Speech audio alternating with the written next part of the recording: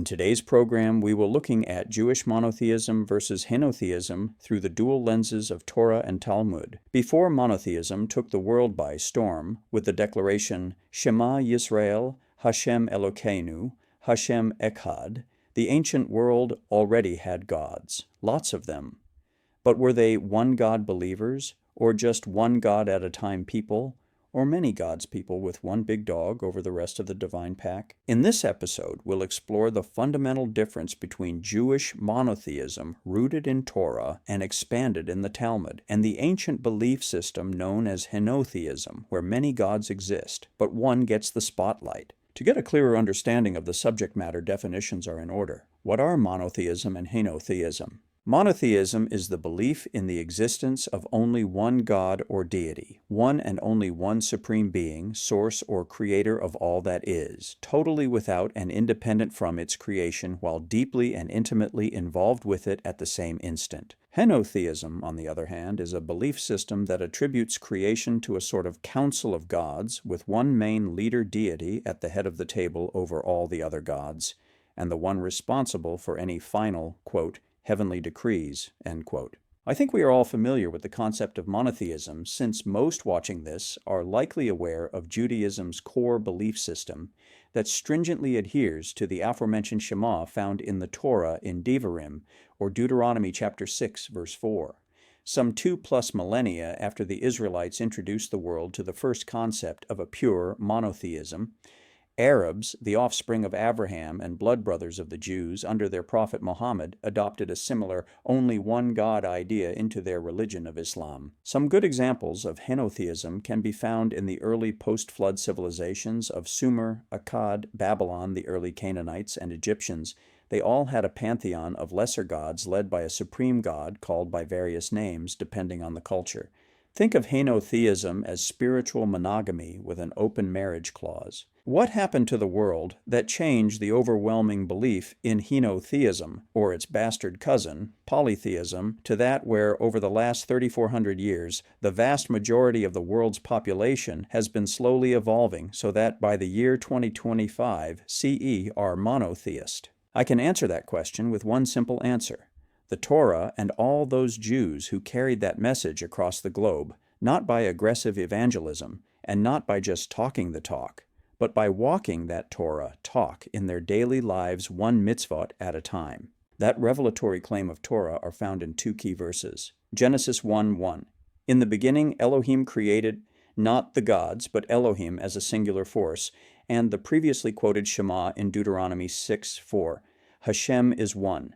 Echad, not one of many, but unique, indivisible. What an amazing concept, and one that would change the world forever. Unlike pagan systems where gods had turf wars, Torah presents a creator of all turf, one source, one will, one authority. The prophet Isaiah clearly stated in chapter 45 and verses 5 through 7 of his book, I am the Lord, and there is none else, there is no God beside me. Hashem told all the Israelites in Exodus chapter 20 verse 3, You shall have no other gods before my face. Why was this revelation necessary for the Jews to hear from Hashem itself?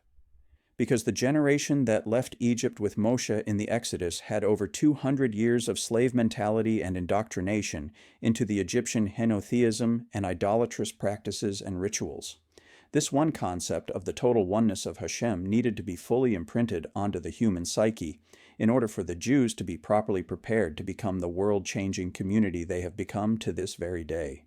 As Jews, we are the heralds of Torah and its central proclamation, the Lord our God is one. The Torah emerged in a world where polytheism and henotheism ruled. Its declaration was a spiritual nuke dropped on the pantheon party. The Talmud has had plenty to say over the centuries on monotheism. Ayin od milvado, there is nothing but him, Barakot 33b. Hakol bidei shamayim, everything is in the hands of heaven, Barakot 60b. Avodah Zarah 54b discusses idols, false gods, and their impotence, while Sanhedrin 63a affirms absolute rejection of any divine rival, even metaphorical. Where henotheism says, your God is strong, mine is stronger, Talmud says, there's only one power. Everything else is static on the frequency. So why does any of this matter? The first is pretty obvious, especially taking a look back at human history. One and only one God implies order out of chaos, and ethical monotheism, which is at the heart of Torah and traditional Judaism, creates moral order. Monotheism establishes divine, universal sovereignty. A people have no need for local deities, because Hashem is global, even universal, better still, eternal. Most importantly, on a deeply personal level for the individual and the nation, is the fact that with monotheism, prayer, providence, and purpose are centralized, not divided among spiritual departments headed by lesser territorial gods. So then, in our so-called modern society of the early 21st century CE, does Henotheism still compete with the overwhelming success of monotheism? Sadly, yes. Henotheism today feels eerily similar to the modern mantra, spiritual but not religious trends. The many paths, many vibes pick your deity du jour. But Judaism insists on a single source, no spiritual buffet here. Where Henotheism sees a pantheon of specialists, Torah sees a singular artist painting all of existence with one cosmic brush. Henotheism made room for many gods, but chose to focus on one. Torah said, "There is no room, there is only one." In a world of many voices, Judaism dares to say there's one word behind them all. Bereshit bara Elohim, in the beginning God. If you found this helpful, informational, and important to you, please leave us a comment below. Also, like, subscribe, and share with others. All my videos and writings can be found on Rumble, Locals, Substack, Blogger, and YouTube. Until next time, this is Shmuel ben Shlomi wishing you shalom. Shalom Yerushalayim, pray for the peace of Jerusalem.